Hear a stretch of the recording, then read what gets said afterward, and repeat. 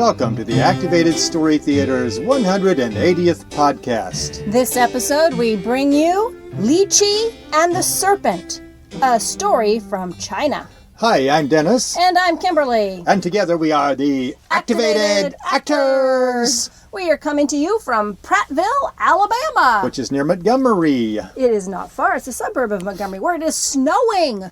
Yeah, we've had some incredibly cold weather lately. As I'm sure most of the country has. But even we've been way down south. We were in Myrtle Beach for New Year's and it was so cold. How cold was it? Yeah, it was so cold that things were closed. Everything was closed. In fact, one of our shows even got postponed because of the snow, and the schools were closed.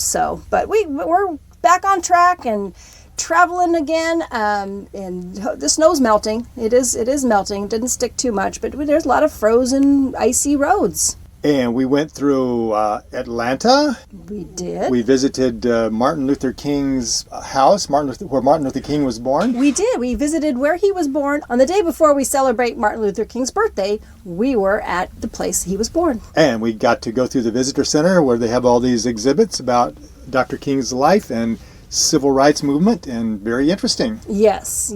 Great place to visit if you get a chance. We've done some escape rooms. We have escaped from some escape rooms. I don't know if you've heard about escape rooms, but they are, or if we've talked about it in the past, maybe we've even done that, but they are rooms where you're kind of locked in for an hour and you have to solve all kinds of puzzles and work together and work with your teammates and try to get out, try to figure out all the clues so that you can find the keys and open the locks and combinations and escape.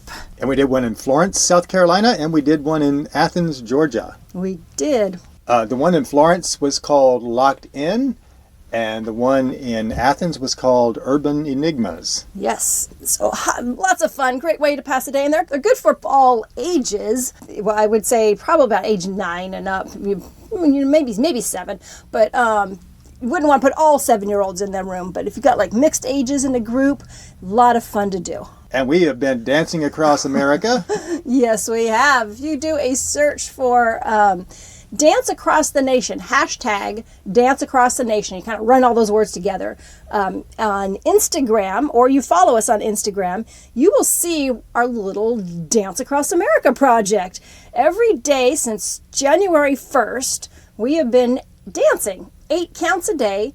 We are creating a dance together, and we're filming it in a new location every day. So we're kind of trying to work our way across the country. Yeah, we are literally dancing across America. We started on the East Coast. Our first day was shot on the beach in Myrtle Beach. Right. And we are working our way toward Los Angeles now. So we're dancing across America. Yeah, and having a lot of fun creating a dance together. What we do is Dennis gets to choreograph 4 counts, and then I choreograph 4 counts. So it is truly a collaborative choreography piece. Oh, by the way, for today's dance, I'm going to do this. Hey, wait, I'm not watching. Oh, man, that's And you're tough. going to do this. Ooh. Okay. Ooh, I can do that. All right. Okay. Follow that on Instagram. You can see what we're doing every day. Or if you follow us on our Facebook page, Activated Fans on Facebook. And if you follow that, we're doing every week, we will show you how it's progressing. So we put 7 days together, and you can see how the dance is coming together. And our Instagram profile is Activated Story Theater. For that, or just go to our website, activatedstorytheater.com, and you will see the links to all of our social media right there. Okay, we have a story coming up, especially for Chinese New Year, which is going to be real soon. The story is Lychee and the Serpent, a tale from China. Long ago in China, there was a happy village full of happy villagers near the Happy Mountains. At least it was a happy village for many years. And then one day, a stranger came running into town. Help! Help! There's a giant serpent in the mountain. It ate my friend as we were traveling through. Right. It's the truth, I tell you. Biggest serpent you ever saw. Almost as big as a rainbow, but not the same color. Okay, look, maybe you should rest up for a while, huh? We have a nice room, a nice soft bed, nice soft walls. But... And then, a few months later, another traveler came through. Serpent, serpent! There's a giant serpent in the hills, and it ate my brother! Another one, huh? It must be the thin air in the mountains going to people's heads. But before long, one of the villagers disappeared, leaving only his horse. And there were what looked like giant snake prints nearby. After that, the mayor knew that he had a problem. He called his assistants to him. We have to do something about that big serpent, or whatever it is. If it keeps eating travelers, it'll kill the tourism trade. And now, it appears to be attacking even our own villagers as well. But what shall we do? Well, we could send all of the soldiers up into the mountains and see if they can catch this serpent. Good idea. Remind me to give you a raise. How much do I pay you anyway? Well, nothing, Your Honor. Oh, then I'll gladly give you more of it. Now, let's get those soldiers together. But when the soldiers went into the hills and searched... Here, serpent. Here, serpent, serpent. I don't see hide nor hair of him. Could be because serpents don't have hide nor hair. Oh, huh. They didn't see scale nor skin of it either. And the serpent attacks continued. People were afraid to go outside the village or come visit it. I'm also afraid he's going to start coming into the village. Right, that too. In fact, that actually happened a time or two. The people became more and more terrified, and the mayor became more and more worried. Then one night, he had a very vivid dream. Greetings, Honorable Mayor. The serpent? You can talk. In your dreams, What do you want? I have entered your dreams, as giant serpents sometimes do, because I know you've been wanting to get rid of me. Huh? Well, nothing personal. I guess I wouldn't mind if you went away, but on the other hand, if you really want to stay, then I guess we could get used to being devoured. It's really up to you, because after all... Silence! Hey, this is my dream, so maybe you should have some better manners. Just saying. I will tell you how you can make certain I don't bother you anymore. You will? Yes. All you have to do is... Yes? Yes? Sorry, I didn't mean to make fun of your accent. All you have to do is... once every year... Yes? bring me... Yes? a delicious meal of... Yes? a maiden from your village. Right. A maiden? Isn't that a bit cliché? Wouldn't you rather have, a giant rodent or something? Sorry, I don't bargain. You can either bring me the Maiden of the Year, or I can go on a total rampage. Your choice. Now, if you'll excuse me, I have some molting to do. The mayor did not sleep very well the rest of that night, and the next morning he told his assistants about it. So, I'm afraid there's no way around it. We must sacrifice the maiden once a year, or we are going to lose a lot of our population to the belly of the beast. But, Your Honor, how do we even decide which maiden gets the honor? Your Honor?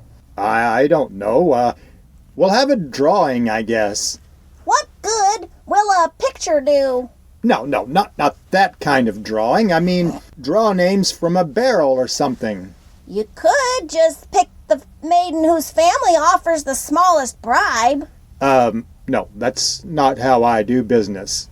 So they put the plan into action. Every year, each maiden in the village over the age of 16 would have her name put into a barrel, and the mayor would draw one out. And the one whose name was drawn would be taken to a place in the mountains for a lunch date with the serpent. Now, our story might have ended there, except for a maiden named Li Chi, who had 3 sisters who would soon be old enough to have their names put into the drawing. One day, she said to her parents, "Mom, Dad, I've decided I want to volunteer."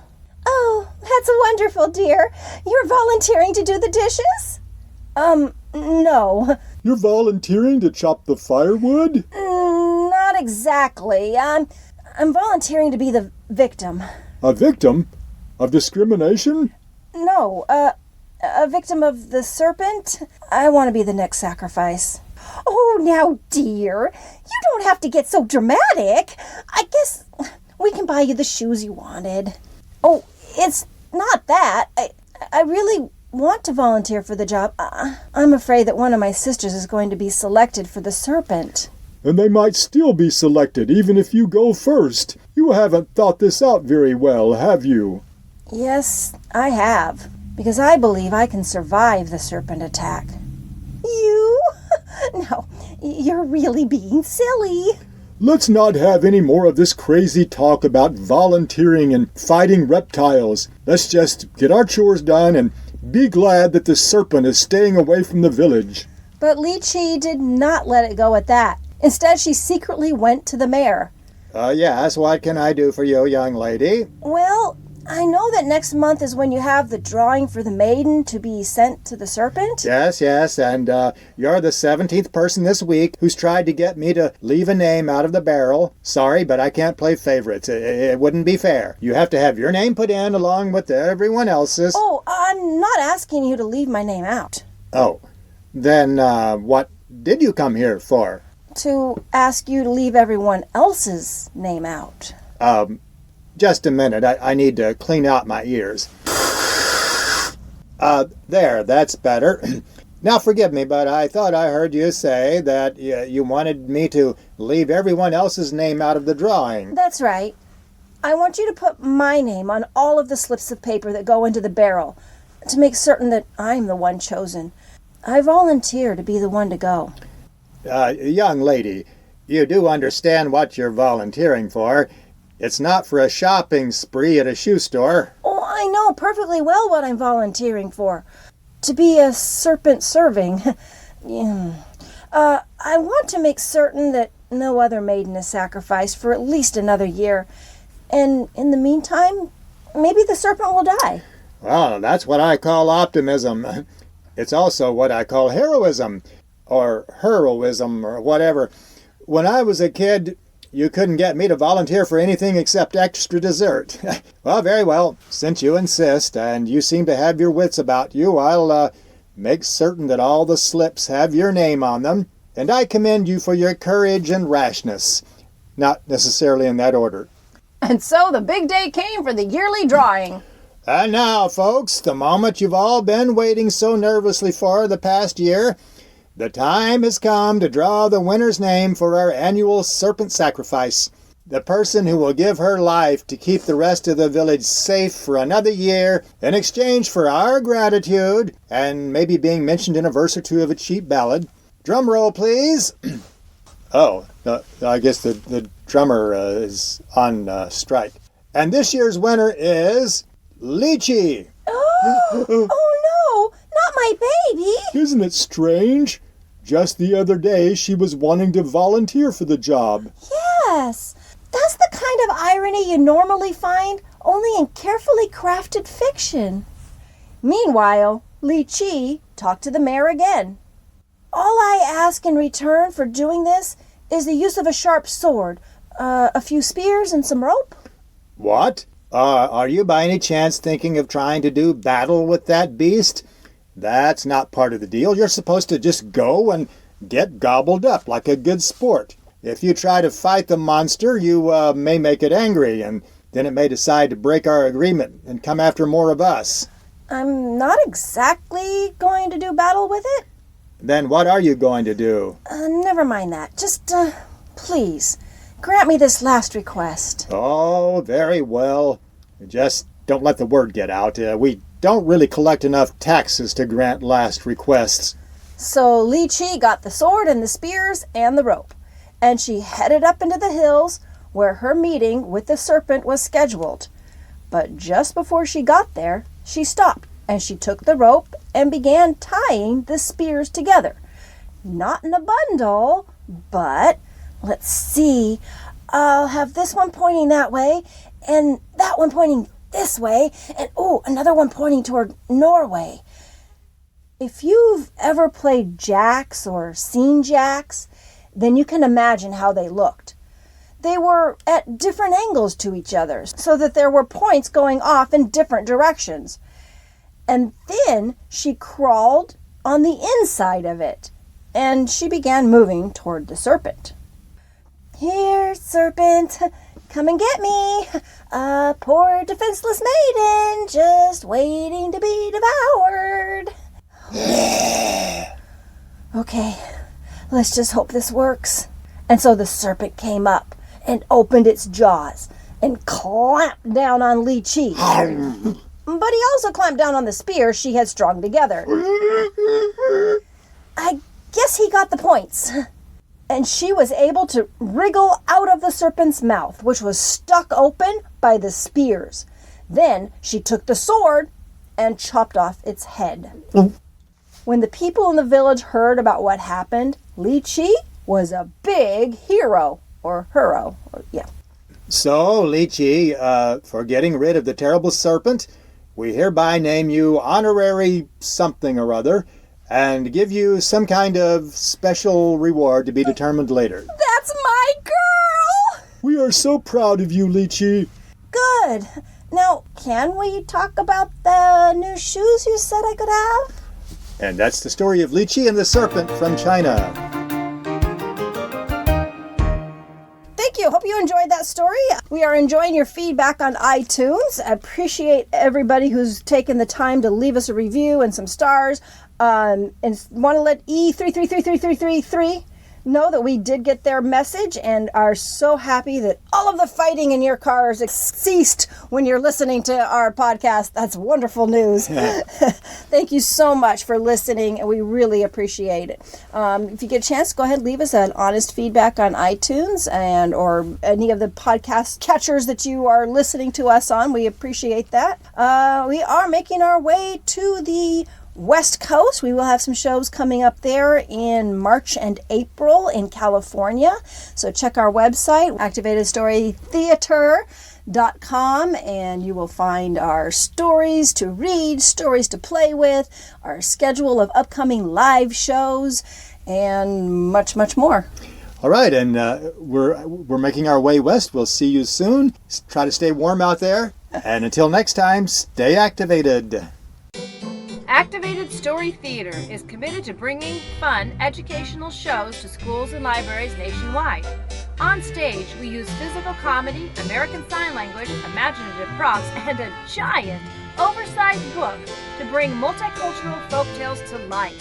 For booking information, check out our website, activatedstorytheater.com, where you can also find out when the activated actors will be performing near you. Read a story, or order one of our audio CDs. You can subscribe to this podcast on iTunes or listen on Stitcher. We look forward to your comments and folktale suggestions.